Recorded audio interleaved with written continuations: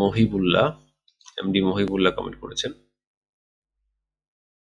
সিপিসিএসডব্লিউ course কোনটা ভালো হবে? আসলে সিপি হচ্ছে কমিউনিটি প্যারামেডিক, আর সিএসডব্লিউ হচ্ছে আপনার কমিউনিটি হেলথ ওয়ার্কার্স। এই দুটা কোর্স কিন্তু আপনার মানে দুটা কোর্স করলে আপনি দেখা যায় একই কাজ করবেন। সিপি করলে আপনি একই কাজ করবেন, দেন সিএসডব্লিউ করলে কিন্তু আপনি একই কাজ করবেন। দেখা যায় আলাদা কোনো বেনিফিট যে আপনি পাবেন এরকমটা না ব্যাপার।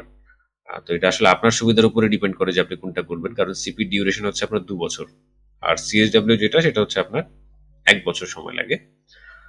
তো এখানে অর্ধেক আপনার মানে ডিফারেন্ট আছে।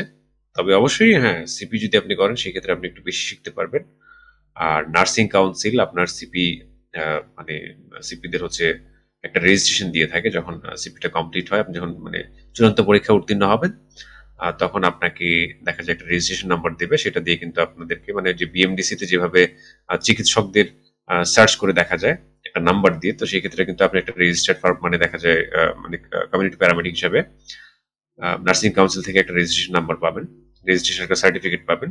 তো সেটা দিয়ে কিন্তু আপনাকে মানে যে কেউ ভেরিফাই করতে পারবে যে আপনি একজন রেজিস্টার্ড কমিউনিটি প্যারামেডিক কিনা। এটা হচ্ছে একটা সুবিধা, কিন্তু অন্যান্য প্যারামেডিক কোর্সগুলোতে যেমন সিএসডব্লিউ তে কিন্তু এই সুবিধাটা নেই। যদিও একটা রেজিস্ট্রেশন নাম্বার আপনি পাবেন, বাট সেটা মানে অনলাইনে সার্চের মানে আওতায় এখনো তারা নিয়ে আসেনি। এটা হচ্ছে ব্যাপার।